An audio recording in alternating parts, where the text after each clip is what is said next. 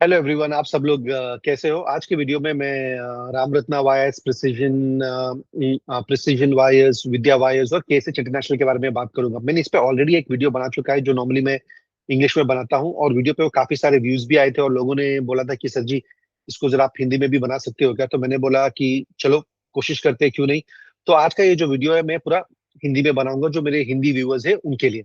तो अगर हम इसके बारे में देखेंगे तो चलो हम प्रेजेंटेशन पे जाते हैं। तो ये जो चारों कंपनियां हैं, अगर आप बोल सकते हो, चाहे विद्या वायर्स हो, प्रिसीजन वायर्स हो, राम रत्ना वायर्स हो और केस इंटरनेशनल हो, इनके जो सारे जो वायर्स और डिफरेंट टाइप के वायर्स जो बनाते हैं, मेनली ट्रांसफार्मर्स और इंडस्ट्रियल और ये सब चीजों में यूज होते हैं। अगर आप विद्या वायर्स देखोगे तो विद्या वायर्स, प्रिसीजन वायर्स और राम रत्ना वायर्स, जो तीनों जो है, इनके जो मेनली है कॉपर वाइंडिंग वायर्स, जो ऑलमोस्ट सिमिलर टाइप के हैं, जो बनाते हैं। और आप राम रत्ना वायर के बारे में देखो तो उनका जो एक और मेन प्रोडक्ट है वो कंडक्टर्स है, और केएसएच इंटरनेशनल का जो मेन वायर्स है वो थोड़ा स्पेशल, एक स्पेशल टाइप का टाइप वायर बनाते हैं, और उनका जो कंटिन्यूसली ट्रांसपोज कंडक्टर्स टाइप का वायर है वो काफी स्पेशल है। जब मैं आगे वीडियो में बात करूंगा तो आपको समझ में आएगा। तो ये मेनली, यू नो जैसे मैंने बोला, ट्रांसफॉर्मर और पावर सेक्टर में यूज होते हैं। और जहां से हम लोग देख रहे हैं कि इंडिया में ट्रांसफॉर्मर्स की जो डिमांड बढ़ रही है, पावर की डिमांड बढ़ रही है, ये सब उसकी वजह से इनके भी धंधे काफी अच्छे चल रहे हैं। अगर हम अगर आगे थोड़ा और पढ़ेंगे ना, कि हर कंपनी के बोलते बेनिफिट क्या है या एडवांटेज क्या है, उनको क्या मिलता है। अगर अगर आप प्रेसिजन वायर के बारे में देखोगे तो इंडिया का सबसे बड़ा वाइंडिंग वायर कंपनी है, और तो उनके पास कैसा है कि ना, सबसे बड़ा स्केल है। तो जितना ज्यादा वायर बना सकते हैं वो उतना बेच सकते हैं, तो ऑटोमेटिकली, यू नो जितने बड़ा स्केल होता है उतना ही उनको एडवांटेज मिलता है इन टर्म्स ऑफ प्रॉफिट में, ऑपरेटिंग लेवरेज में। जितना सेल्स ऑलमोस्ट प्रॉफिट डबल भी हो सकता है बिकॉज ऑफ स्केल एडवांटेज। तो इंडिया का सबसे बड़ा लार्जेस्ट वायर वेंडिंग कंपनी है। और जो राम रत्ना जो वायर है, राइट, यहाँ पर ये भी, जैसे मैंने बताया था, एनेमल कॉपर वाइंडिंग वायर्स बनाता है, बट इसका जो रेंज है, राइट, थिकनेस, थिननेस, ये काफी सारे डिफरेंट टाइप की रेंजेस बनाता है। तो ये इसका एक एडवांटेज है। और यहाँ पर ये एक नई, एक फैक्ट्री सेटअप कर रहा है जहां पर ये लोग कॉपर ट्यूब्स और पाइप्स बनाने वाले हैं। ये आई थिंक राजस्थान के भिवाड़ी एरिया में है। और इनका कहना है कि, राइट, ये एक बार जब फैक्ट्री सेटअप हो जाएगी ना, तो इंडिया का जो इंपोर्ट डिपेंडेंसी है कॉपर ट्यूब्स और कॉपर पाइप में, वो ऑलमोस्ट 70% कम हो जाएगा। अगर ये एक्चुअली होता है तो कंपनी के लिए काफी अच्छा है। अगर विद्या वायर्स के बारे में देखेंगे तो वो छोटी सी कंपनी है, वायर बनाती है, तो उसके बारे में स्पेसिफिकली कोई एडवांटेज नहीं है। एक ही एडवांटेज है कि भाई इतने बड़े नदी में एक छोटी सी मछली है तो बढ़ने का चांस ज्यादा है। अगर हम केएसएच इंटरनेशनल के बारे में देखेंगे तो वो इंडिया का सबसे बड़ा सीटीसी वायर बनाता है, जो ट्रांसफॉर्मर्स में इस्तेमाल होते हैं। और इसमें सबसे बड़ी बात क्या है, राइट, ये जो वायर है ना, कोई भी कंपनी आके इसी वायर बना के, क्या बोलते हैं, ये ट्रांसफॉर्मर्स कंपनी को बेच नहीं सकती। इनके जो वायर थे काफी स्पेशल होते हैं, और इसमें अगर किसी और को एंट्री मारनी है इतना आसान नहीं है, क्योंकि इस पूरे प्रोसेस में, पहली बार वायर बनाओ, बाद में उसकी टेस्टिंग होती है, उसको टेस्ट किया जाता है। ये जो पूरा प्रोसेस है ना, ऑलमोस्ट 5 से 7 साल लगता है। तो अगर इस इनके धंधे में अगर कोई और आता भी है, तो जब तक वो उनके पास आएंगे, जब तक 5 से 7 साल बीत जाएंगे, तो उसके पास ये सबसे बड़ा एडवांटेज है। और एक और बड़ा एडवांटेज है कि ये है ना, जो एचडीवीसी ट्रांसफॉर्मर्स होते हैं ना, वो ही इंडिया का एक सिंगल सप्लायर है। तो इसके पास बेटर प्राइसिंग पावर है, मतलब जो दाम लगाना चाहता है वो बना सकता है, और उसके पास उसको मार्जिन भी अच्छे मिलते हैं, जिसकी वजह से प्रॉफिट भी ज्यादा बनता है। तो ये इसका एडवांटेज है। अगर हम आगे जाके देखेंगे तो हम लोग क्या करते हैं, देखते हैं कि जो Q4 का जो रिजल्ट आया था उसमें लोग ने कैसा किया। अगर आप सेल्स के हिसाब से देखोगे तो सारे चारों के सेल्स अच्छे थे। विद्या वायर्स ने ऑलमोस्ट 58% से ग्रो किया, प्रिसिजन वायर ऑलमोस्ट 67% से ग्रो किया, रामरत्ना वायर्स ऑलमोस्ट 83% से, और केएसएच इंटरनेशनल ने अब तो, आई मीन, सेंचुरी पास कर दी 101% से ग्रो करके। अगर हम लोग इनके प्रॉफिट को भी देखेंगे तो प्रॉफिट भी अच्छा खासा ग्रो, सबका प्रॉफिट ऑलमोस्ट 50% से ज्यादा ग्रो हुआ। विद्या वायर्स ऑलमोस्ट 55% से ग्रो हुआ, प्रिसिजन वायर्स 86%, रामरत्ना वायर्स को अच्छा खासा ऑपरेटिंग लेवरेज मिला, 105 हुआ, और केएसएच इंटरनेशनल ने ऑलमोस्ट 87% उनका प्रॉफिट ग्रोथ हुआ। तो यहाँ अगर हम लोग सिर्फ Q4 देखेंगे तो चारों कंपनी के लिए Q4 काफी बेहतर था। ऐसा कोई भी बोल नहीं सकता है कि इनका रिजल्ट खराब था। बट चलो, ये तो सिर्फ एक क्यू यू नो एक लास्ट क्वार्टर था। अभी हम लोग क्या करेंगे, आगे जाके कंपेयर करेंगे कि भाई पूरे साल में सब लोग ने कैसा किया, और देखते हैं उसमें सबसे अच्छा किसने किया। अगर हम लोग पूरे साल का देखेंगे तो सबसे अच्छा केएस इंटरनेशनल ने किया। अगर आप देखोगे केएस इंटरनेशनल ऑलमोस्ट 61% से ग्रो हुआ। रामरत्ना वायर्स ऑलमोस्ट अराउंड 41% से उन्होंने उनका जो सेल्स बढ़ा। प्रिसीजन वायर्स ऑलमोस्ट 36% और विद्या वायर्स ऑलमोस्ट 24.2%। विद्या वायर के बारे में जान सकते हैं क्योंकि वो छोटी सी कंपनी है, तो अभी आगे बढ़ रही है, तो सेल्स थोड़ा कम है, बट उनका जो क्या बोलते प्लान है अपना मैन्युफैक्चरिंग कैपेसिटी बढ़ाने का, वो काफी अच्छा है। वो हम लोग आगे देखेंगे, ठीक है। तो अगर हम लोग in terms of profit growth के बारे में भी देखेंगे, तो विद्या वायर्स को अच्छा खासा ऑपरेटिंग लेवरेज मिला, जिनके वजह से प्रॉफिट ऑलमोस्ट 42% ग्रोथ था। प्रिसीजन वायर्स ऑलमोस्ट 73%, रामरत्ना वायर्स 62% और केएसएच इंटरनेशनल 64%। और यहाँ पे सबसे इंपॉर्टेंट चीज क्या है ना, वॉल्यूम ग्रोथ। ये सबसे इंपॉर्टेंट क्यों होता है, राइट? देखिए, जब भी है ना कोई भी कंपनी का जब क्या बोलते हैं रेवेन्यू बढ़ता है, सेल्स बढ़ता है ना, तो दो तरीके से बढ़ सकता है। इधर कंपनी उस चीजों का क्या बोलते हैं, एग्जाम्पल इसमें अगर देखें, वायर वायर का दाम बढ़ा सकती है जिसके से उनका सेल्स बढ़ जाएगा। दूसरी चीज क्या हो सकती है, वायर का इतना डिमांड है कि उनका वॉल्यूम भी ग्रो हो रहा है ना, उतना ज्यादा वायर भी बेच रहे हैं और उसके साथ साथ प्राइस भी इंक्रीज कर रहे हैं। दो तरीके से सेल्स बढ़ सकता है। इधर ज्यादा वायर बेचो या फिर ज्यादा प्राइस लो, या फिर दोनों का कॉम्बिनेशन होता है। मैं ज्यादा वायर भी बेच रहा हूँ और उसके साथ साथ मुझे उस मैं प्राइस भी बढ़ा सकता हूँ। अगर उसमें अगर आप देखोगे ना, तो सबसे अच्छा केएसएच इंटरनेशनल ने किया। उसका जो ज्यादा वायर ऑलमोस्ट 21% बढ़ा। विद्या वायर का सबसे कम था, ऑलमोस्ट 6.5%। तो इसका मतलब कि मेजोरिटी जो उनका जो सेल का ग्रोथ है वो प्राइस इंक्रीज से आया। बिकॉज अगर आप लोग ने कॉपर के प्राइस पे ध्यान दिया रहेगा, तो उसका दाम काफी बढ़ गया है पिछले 1 सालों में। प्रिसीजन वायर्स में देखोगे तो उनका वॉल्यूम ऑलमोस्ट 12 से 14% ग्रो हुआ है। रामरत्ना वायर्स का भी ऑलमोस्ट क्लोज टू केएसएच इंटरनेशनल के पास से ऑलमोस्ट 18 से 20%। तो यहाँ अगर अगर हम ये पूरे साल का कंपैरिजन देखेंगे, तो सबसे अच्छा in terms of growth in ना जबकि सेल्स में बट की वॉल्यूम में सबसे अच्छा केस इंटरनेशनल ने किया। अगर हम लोग उनका रिटर्न ऑन इक्विटी देखते हैं कि भाई कितना पैसा बनाए इक्विटी पे, और जितना और रिटर्न ऑन कैपिटल एम्प्लॉयड देखते हैं, तो ऑलमोस्ट अगर हम लोग रिटर्न ऑन कैपिटल एम्प्लॉयड देखते हैं, सबसे अच्छा प्रिसीजन वाइज ने किया। और मैं सरप्राइज नहीं, क्योंकि वो सबसे बड़ी कॉपर वाइंडिंग कंपनी है, तो उनको जो उनके जो बड़े स्केल का एडवांटेज भी मिलता है। बट बाकी सब भी अच्छे हैं, ऑलमोस्ट 21 से 24% के बीच में। अगर हम लोग आरओई देखेंगे, तो आरओई में सबसे अच्छा अपना विद्या वायर्स ने किया है। तो ये इनका कंपैरिजन हो गया है। तो अगर हम इनका मार्जिन देखेंगे, तो almost margin close to similar है। अगर आप Q4 में देखोगे, तो विद्या वायर्स का एबिटा मार्जिन 5 से 6% था, प्रॉफिट मार्जिन 3.5%, और प्रिसीजन वायर्स का 4.5 से 5% और 3.5%। रामरत्ना वायर्स का ऑलमोस्ट 5 से 5.5 से ऑलमोस्ट 6% और पैट मार्जिन ऑलमोस्ट 2.2%। और केएसएच इंटरनेशनल का सबसे ज्यादा पैट मार्जिन। और जैसा मैंने आपको बताया था, इनका जो धंधा क्या है, उनके जो प्रोडक्ट है, जो स्पेशलाइज वायर है, उनमें उनको प्राइसिंग पावर मिलता है, इसलिए उनको स्लाइटली बेटर मार्जिन मिलते हैं। बट नहीं तो अगर हम यहाँ पे अगर हम तीनों में देखेंगे, तो सबसे उनके ऑलमोस्ट पैट मार्जिन सेम है, एक्सेप्ट फॉर रामरत्ना वायर्स को, जहाँ पे उनको इंप्रूव करना है। तो ये इनके मार्जिन कंपैरिजन हो गए। तो अभी हम लोग ने ये सब तो देख लिया ना, अभी सबसे इंपॉर्टेंट चीज क्या होती है ना, देखो, कंपनी ने ये साल तो धंधा बढ़ा दिया, सेल्स बढ़ गए, वो अच्छा है। बट आगे क्या कर रहे हैं, क्योंकि जो स्टॉक मार्केट है ना, वो देखता है कि कंपनी के साथ फ्यूचर में क्या होने वाला है। जो भविष्य में होएगा, उसके हिसाब से मार्केट उसको रेट करेगा। बहुत ही सिंपल है। तो उसके लिए हमें क्या देखना है कि भाई कंपनी कर रही क्या है, अपना बोलते ना सेल्स बढ़ाने के लिए, वॉल्यूम बढ़ाने के लिए क्या कर रही है। अगर देखो, अभी ये ऑब्वियसली कॉपर, ये मैन्युफैक्चरिंग कंपनी जहाँ पे कॉपर वायर्स बनाते हैं और डिफरेंट टाइप ऑफ वायर बनाते हैं, तो इनके लिए ये एक ही तरह से धंधा बढ़ा सकते हैं कि इनकी जो जो पहले की जो फैक्ट्री है, उनकी जो कैपेसिटी है, वो ऑलमोस्ट क्लोज टू 90 to 100% हो जाए। अगर वो 90 to 100% ऑलरेडी है, तो जो दूसरा ऑप्शन है सेल्स बढ़ाने का, कुछ नहीं बट एक नई फैक्ट्री या नया प्लांट चालू करना है। वेरी सिंपल है। अगर आप दूसरे धंधों में देखोगे, लेट्स से अगर कपड़े का धंधा है, मेरे पास आज एक दुकान है, अगर मुझे मेरा अपना धंधा बढ़ाना है, तो मुझे और दुकानें खोलनी पड़ेगी। Very simple. तो हम लोग यहाँ पर क्या देखेंगे कि कंपनी कितना केपेक्स कर रही है, मतलब कितना पैसा डाल रही है धंधा बढ़ाने में लिए, और जो धंधे का मैनेजमेंट है, वो बोल रहा क्या है कि भाई मेरा धंधा कितना बढ़ेगा अगले साल। वो सारी चीजें इंपॉर्टेंट, तो उससे हमें मालूम पड़ेगा कि भाई कंपनी कर रही क्या है, और हम फैसला ले सकते हैं कि भाई ओके, कंपनी अच्छा करने वाली है, कंपनी अपना धंधा बढ़ाने वाली है, तो मैं डिसाइड कर सकता हूँ ये सब देखने के बाद कि भाई मुझे इस कंपनी में इन्वेस्ट करना है कि नहीं करना है। तो हम लोग पहले देखेंगे विद्या वायर्स क्या कर रही है। अगर हम विद्या वायर्स का देखेंगे ना, तो उनकी जो अभी की जो कैपेसिटी है वो ऑलमोस्ट 19,000 मेट्रिक टन है। 1 मेट्रिक टन कुछ नहीं, बट 1,000 किलो होता है। तो ये उनकी कैपेसिटी 19,000 मेट्रिक टन है।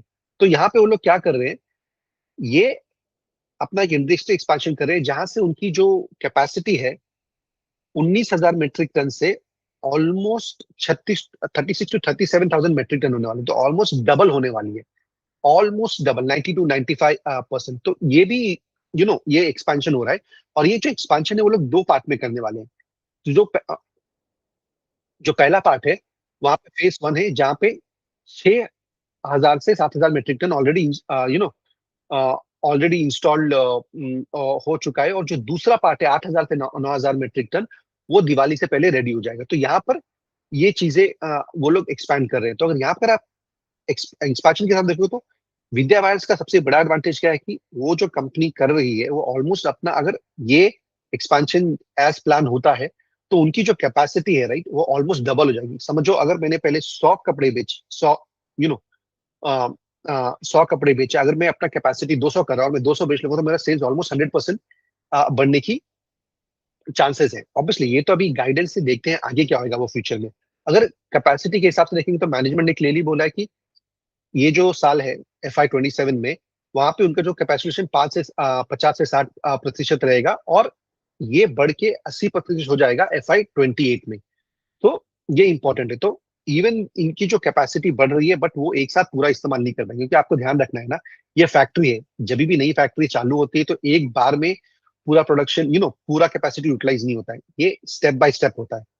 तो यहाँ पे जब नई कैपेसिटी ऐड होगी, तो वो ऑलमोस्ट 50 से 50 to 60% यूज की जाएगी इस FY 27 में, और ये होगी 80% में FY 28 में। तो अगर मैं इसके हिसाब से देखूँ, राइट, चांसेस है कि FY 27 में ऑलमोस्ट 50 से 60% अपना रेवेन्यू और ग्रो कर सकती है, और अगले साल FY 28 में अगेन अराउंड क्लोज टू 40% तक रेवेन्यू ग्रो कर सकती है।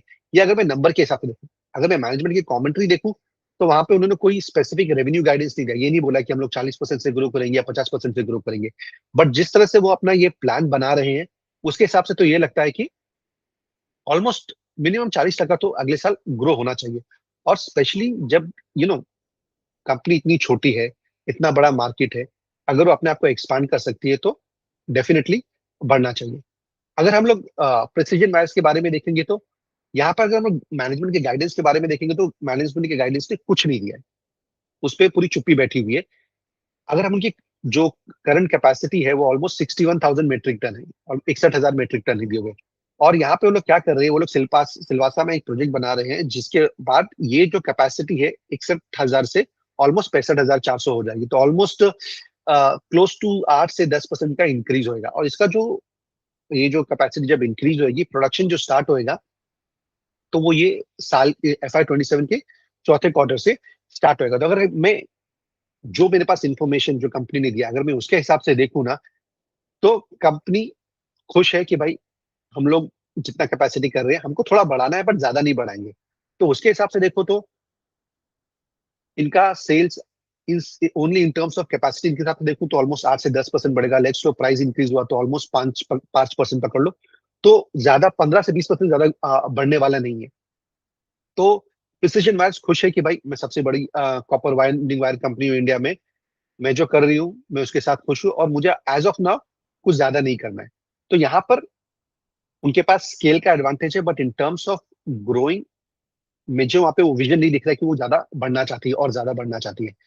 अगर हम लोग आगे देखेंगे रामरत्ना वायर्स के बारे में, तो यहाँ पर भी मैनेजमेंट ने कोई गाइडेंस नहीं दिया, इनका कोई कॉन कॉल नहीं हुआ था। उन्होंने सिर्फ इन्वेस्टर प्रेजेंटेशन दिया हुआ था। तो यहाँ पे अगर हम रामरत्ना वायर्स के बारे में देखेंगे, तो उनकी जो अभी की जो कैपेसिटी है वो 45,500 मेट्रिक टन है।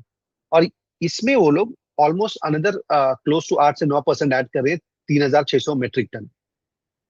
उसको छोड़ के ये एक नया प्लांट बना रहे हैं, जिसके बारे में मैंने शुरू में बात किया था, भिवाड़ी प्लांट राजस्थान में। यहाँ पर ये कॉपर ट्यूब्स एंड पाइप्स बनाने वाले हैं। और इसकी जो कैपेसिटी है ऑलमोस्ट 24,000 मेट्रिक टन है। अगर हम 24,000 मेट्रिक टन को 45,000 में ऐड करेंगे, तो ऑलमोस्ट इनकी जो ओवरऑल कैपेसिटी है पूरे प्लांट की, राइट, ऑलमोस्ट मोर देन 50% बढ़ जाएगी। और इसका जो प्रोडक्शन और है, ये होपफुली ये साल में चालू हो जाएगा। और इन्होंने क्या कहा था कि इस प्लान की जो हम इसको हाउ टू से जो सेल्स में कंट्रीब्यूट कर सकते हैं, जब पूरी तरह से प्लान यूटिलाइज होगा, तो ऑलमोस्ट 3,000 से 3,500 करोड़ है। और FY26 में ऑलरेडी इसने 1,000 करोड़ रुपए में कंट्रीब्यूट किया है। तो इसके हिसाब से मैं देखूं तो रामरत्ना वाइज भी अपना कैपेसिटी बढ़ा रहा है, और देखते हैं कि कैपेसिटी कैसे बढ़ती है। और ये जो प्लान डाला हुआ है, और जो ये बोल रहे हैं कि 70% इंडिया की कॉपर डिपेंडेंसी रिड्यूस करेगा, वो होगा नहीं। अगर ये होता है ना, तो कंपनी के लिए काफी अच्छा होगा। और हम लोग चलते हैं लास्ट में अपना KSH इंटरनेशनल के साथ। तो इनको इनकी अगर हम लोग कैपेसिटी देखेंगे ना, तो ऑलमोस्ट क्लोज टू 43,000 के आसपास है। और अभी भी ये जो इसमें उन्होंने ऑलमोस्ट ओनली 50 से 55% तक यूटिलाइज किया है। और ये जब इनका जो फेज 2 चालू हो जाएगा, उसके बाद ये 43,000 मेट्रिक टन से इनकी कैपेसिटी हो जाएगी ऑलमोस्ट 59,000 मेट्रिक टन। तो almost an increase by almost close to I think around 25 to 30%। और इसका जो कंप्लीशन है ना, ये FY27 के दूसरे क्वार्टर में होगा। तो इसके हिसाब से क्या होगा, अगर हम लोग ये नंबर ले लेते हैं ना, तो इनकी जो कैपेसिटी है ना, हो जाएगी इंक्रीज बाय 35%। और मैनेजमेंट ये क्या बोल रहा है कि ये सब कैपेसिटी इंक्रीज करने के बाद उनको पूरा यूटिलाइज करने के लिए like almost close to 85% utilisation, उनको 2 से 3 साल लग जाएंगे। सो दैट मीन्स उनका जो ग्रोथ है नेक्स्ट से 2 साल के लिए ऑलमोस्ट कंफर्म्ड है एज पर मैनेजमेंट। वो एग्जीक्यूट कर पाता है कि नहीं कर पाता है, वो तो हमें देखना पड़ेगा। हर क्वार्टर का रिजल्ट देखना पड़ेगा, मैनेजमेंट का कॉल कॉल अटेंड करना पड़ेगा, और जानना पड़ेगा कि भाई जो वो बोल रहे हैं कि वो आ, कर रहे हैं कि नहीं है। और उसके साथ साथ ना, इसके साथ साथ ये लोग क्या कर रहे हैं, ये लोग बोल रहे हैं कि इनकी जो करंट फैक्ट्री है, जहाँ पे ये लोग 43,000 से 59,000 करने वाले हैं, यहाँ पर उनके पास 10,000 मेट्रिक टन ऐड करने की और कैपेसिटी है। बट वो लोग अभी ऐड नहीं करेंगे, पहले वो लोग जो ये कैपेसिटी है जो लोग इंक्रीज कर रहे हैं उसको बढ़ाएंगे, उसको यूज करेंगे, और फिर देखेंगे भाई धंधा कैसा चल रहा है। अगर जरूरत है तो वो कैपेसिटी और इंक्रीज करेंगे। और एक और चीज उन्होंने क्या बोली है कि ये जो नया कैपेसिटी एक्सपेंशन हो रहा है ना, उसका जो पूरा खर्चा है ना, ये FY27 में कवर हो जाएगा। और FY28 से उनको ऑपरेटिंग लेवरेज मिलेगा। तो माइट भी ये साल में ज्यादा प्रॉफिट इंक्रीज ना हो in terms compare to the sales के हिसाब से, बट FY28 में डेफिनेटली इनको क्या बोलते हैं, ऑपरेटिंग लेवरेज मिलने वाला है। और ये एक और चीज भी कर रही है, ये लोग अपना ये जो प्लांट पे है ना, रूफटॉप सोलर डाल रही है, जिससे वो लोग क्या करने वाले हैं, जो बाहर की जो इलेक्ट्रिसिटी वो लोग लेते हैं वो बंद करेंगे और खुद की इलेक्ट्रिसिटी यूज करेंगे। इससे क्या होगा, उनका जो खर्चा है ना, जो इलेक्ट्रिसिटी लेने का, वो कम हो जाएगा। और और वो लोग एक और चीज भी कर रहे हैं, वो लोग बैकवर्ड इंटीग्रेशन कर रहे हैं, ग्रीन कॉपर करके उनका जो प्रोजेक्ट का नाम है। और ये बोल रहे हैं कि ये स्टार्ट होएगा सेकेंड हाफ ऑफ FY27। अगर in terms of revenue guidance के हिसाब से देखेंगे ना, मैनेजमेंट काफी स्ट्रांग है। मैनेजमेंट ने क्लियरली बोला है कि भाई हम लोग लास्ट ईयर ऑलमोस्ट जितना परसेंट से grow, almost I think it was around 60%, हम लोग ये साल भी उतने परसेंट से ग्रो करेंगे। तो ये बोलते हैं मैनेजमेंट की क्लैरिटी। मैनेजमेंट यहाँ पे इतना कॉन्फिडेंट है और इतना इतना बुलिश है। वो क्लियरली बोलता है कि भाई हमने जो ये साल में ग्रो किया 60%, हम लोग अगले साल भी उतना ही ग्रो करने वाले हैं। ये मुझे सबसे अच्छा लगा KSH इंटरनेशनल के बाद में। अगर हम लोग केपेक्स और गाइडेंस के हिसाब से देखेंगे, तो सबसे अच्छा केपेक्स और गाइडेंस KSH इंटरनेशनल के हिसाब से है। दूसरा मैं बोल सकता हूँ विद्या वायर, जो ऑलमोस्ट अपनी कैपेसिटी डबल कर रहा है 19,000 से ऑलमोस्ट 36 टू 37,000 पे। फिर तीसरा मैं बोल सकता हूँ रामरत्ना वायर्स, जो अपना नया प्लांट भिवाड़ी में चालू कर रहा है, जिसकी वजह से ऑलमोस्ट उनकी capacity close to 35 to 40 almost 40 to 50% increase हो जाएगी। और जो मुझे पसंद नहीं आया वो प्रिसीजन वायर्स है। उनको क्या है, ऐसा लग रहा है कि वो बहुत बड़े हो चुके हैं, उनको वो जैसे हैं वो अच्छे हैं, उनको आगे और ज्यादा कुछ करने का प्लान नहीं है। ये मैं बोल रहा हूँ जो मेरे पास इन्फॉर्मेशन है। अभी वो आगे FY27 में क्या प्लान लाते हैं, क्या करते हैं, वो मुझे मालूम नहीं, वो तो हमें देखना पड़ेगा। तो चलिए, अब हम लोग ने ये सब तो देख लिया, अब हम लोग वैल्यूएशन के हिसाब से देखते हैं, राइट, कि भाई ओके, वैल्यूएशन कैसा दिख रहा है, और कौन सी कंपनी ज्यादा यू नो हाउ टू से वैल्यू एक्रेटिव है। तो अगर हम लोग यहाँ पर देखेंगे, तो हम लोग दो चीज मेन देखेंगे, एक उनका फॉरवर्ड पी देखेंगे और उनका पेग रेशियो देखेंगे, सेल्स के हिसाब से उनका पी क्या दिख रहा है। तो अगर हम लोग यहाँ पर जाएंगे, तो देखो, मैंने ये जो नंबर लिया हुआ है ना, ये मैंने मेरा जो मन है उसके हिसाब से नहीं लिया हुआ है। ये नंबर मैंने उसके हिसाब से लिया हुआ है जो मैनेजमेंट ने कॉन कॉल में बोला है, या फिर उनकी जो कैपेसिटी बढ़ रही है। तो हमने क्या देखा था, विद्या वायर्स अपनी capacity almost close to 40 to 50% increase कर रही है। तो मैं अज्यूम कर रहा हूँ कि उनका धंधा ऑलमोस्ट 40% के आसपास से बढ़ जाएगा। उनको और उसके हिसाब से अगर उनका फॉरवर्ड पी देखेंगे तो ऑलमोस्ट क्लोज टू 24 के आसपास आता है। अगर मैं उनके और उसको अगर मैं डिवाइड करूं उनके ग्रोथ के साथ, तो उनका peg ratio is almost 0.59, which is very good. Any peg ratio which is less than 1 is generally good, but obviously we have to but sorry मैं थोड़ा इंग्लिश में बोल दिया। अगर कोई भी पेग रेशियो एक नंबर के नीचे रहता है तो ये काफी अच्छी बात है, बट ऑब्वियसली पेग रेशियो एक ही चीज अलोन नहीं है, काफी सारी दूसरी चीजें भी देखनी पड़ती है। बट अगर आप सिर्फ वैल्यूएशन के हिसाब से देखो तो काफी अच्छा वैल्यूएशन है ग्रोथ के हिसाब से। प्रिसिजन वाइज देखो तो ये मैंने नंबर लिया है ऑलमोस्ट 20%, बिकॉज उनकी जो करंट प्लांट है उनकी उसकी कैपेसिटी बढ़ेगी, और जो उन्होंने 9 से 10% का जो कैपेसिटी इंक्रीज कर रहे हैं उससे थोड़ा कुछ कंट्रीब्यूशन आएगा, और थोड़ा प्राइस इंक्रीज के हिसाब से। तो वहां पे अगर मैं देखूं उनका जो फॉरवर्ड पी आता है ऑलमोस्ट 40 के हिसाब से, अगर मैं पेग रेशियो कैलकुलेट करूँ तो ऑलमोस्ट 2, तो मेरे हिसाब से काफी एक्सपेंसिव है उनके जिस तरह से वो कंपनी ग्रो कर रही है। अगर राम रत्ना वायर्स देखो तो इनका ऑलमोस्ट 30% से सेल्स ग्रो ये लोग बढ़ा सकते हैं। इनका अगर फॉरवर्ड पी देखूं पैट लेके तो ऑलमोस्ट 24 से 25 के आसपास आता है। अगर मैं और के ग्रोथ के साथ डिवाइड करूं तो ऑलमोस्ट इनका जो नंबर आता है क्लोज टू 1 है। तो ये भी स्टिल डिसेंट है, बिकॉज अगर आप इंडिया मार्केट में देखोगे ना तो नॉर्मली जो पेग रेशियो है 1 से बिलो हो तो अच्छा होता है, बट इंडिया मार्केट थोड़ा डिफरेंट है। यहाँ पे अगर नंबर 1.5 तक भी जाता है तो ओके, बट जितना कम है उतना बेटर है। अगर हम केएसएच इंटरनेशनल को देखेंगे तो यहाँ पर ये जो मैंने 64% लिया है, मैंने उनके गाइडेंस के हिसाब से लिया। उन्होंने क्लियरली बोला था कि वो जो लास्ट ईयर ग्रो करते हैं उनको कॉन्फिडेंट है कि वो इस साल भी उतना ही बढ़ने वाले हैं, तो उसके हिसाब से मैंने लिया, थोड़ा बहुत प्राइस इंक्रीज इंक्लूड कर लिया है। तो उनका प्रॉफिट ऑलमोस्ट 173 करोड़ हो सकता है। उसके हिसाब से अगर मैं फॉरवर्ड पी देखूं तो ऑलमोस्ट 32 के आसपास आता है। बट अगर मैं उसको ग्रोथ के साथ डिवाइड करूं तो ऑलमोस्ट मेरा जो पेग रेशियो आता है 0.5%। ठीक है, तो यहाँ पर इवन दो केएसएच इंटरनेशनल का मार्केट कैप ज्यादा है, बड़ी कंपनी है, but in terms of valuation वो सबसे सस्ती है इन चारों कंपनी के हिसाब से। और दूसरे पे आती है विद्या वायर्स, तीसरे पे राम रत्ना, और जो सबसे महंगा है वो है प्रिसिजन वायर्स। ये मेरे हिसाब से किसी अगर आप लोग इन्वेस्ट कर रहे हैं तो आप अपना खुद एनालिसिस कीजिए और अपने एडवाइजर से बात कीजिए, फिर उसके बाद ही इन्वेस्ट कीजिए। ये मेरा पूरा एनालिसिस है। तो अगर मैं इन शॉर्ट मैं बोलूं तो चारों कंपनियां you know copper and wire industry में है। अगर हम इसमें देखेंगे तो विद्या वायर्स काफी छोटी है, वो अपना धंधा बढ़ाने के लिए अपनी कैपेसिटी ऑलमोस्ट डबल कर रही है। हमने क्लियरली देखा उनके केपेक्स और गाइडेंस में। अगर हम प्रिसीजन वायर्स के बारे में देखेंगे तो वो सबसे बड़ी एनएमएल कॉपर वाइंडिंग कंपनी है, बट और वो खुश है कि वो कैसी है, और वो कैपेसिटी इंक्रीज कर रही है, बट छोटे लिमिट से। राम रत्ना वायर्स का जो सबसे बड़ा जो गेम चेंजर हो सकता है वो है उनका भिवाड़ी प्लांट जो राजस्थान में आ रहा है। अगर वो जो कंपनी ने जिस मकसद से उसको बना रही है, अगर वो मकसद पूरा हो जाता है तो उनके लिए वो काफी अच्छा होगा, कंपनी को और शेयर होल्डर्स को भी काफी रिवॉर्ड करेगा। और सबसे अच्छी बात मुझे क्या लगा केएसएच इंटरनेशनल, क्योंकि फर्स्ट ऑफ ऑल उनका तो जो ट्रांसफॉर्मर्स के धंधे में है, लाइक सॉरी पावर के धंधे में कॉपर वायर्स बनाने के, बट उनका जो प्रोडक्ट है वो विद्या वायर्स, प्रिसिजन वायर, रामरत्ना वायर से काफी अलग है। और उनकी जो प्रोडक्ट है आउट टू कैसे बोलो, उसको एक मोड भी है, मतलब वो प्रोटेक्शन है, क्योंकि कोई भी नई कंपनी आके वो वायर बना के बेच नहीं सकती है। उसमें पूरा 5 से 7 साल प्रोसेस लगता है अप्रूव होने के लिए, छोटे से बड़े बनने के लिए और ट्रांसफॉर्मर्स को बेचने के लिए। तो यहाँ पे उसको वो एडवांटेज है, एक तो अपना कैपेसिटी भी बढ़ा रही है, प्लस उसको कंपटीशन से प्रोटेक्शन है, एटलीस्ट 5-7 साल के लिए तो है ना।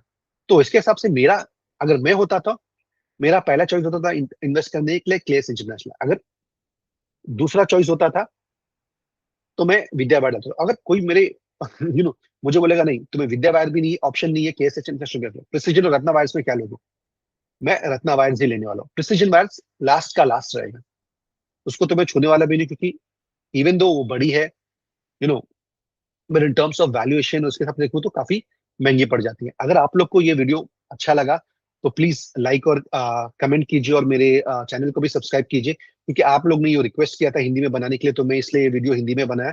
So please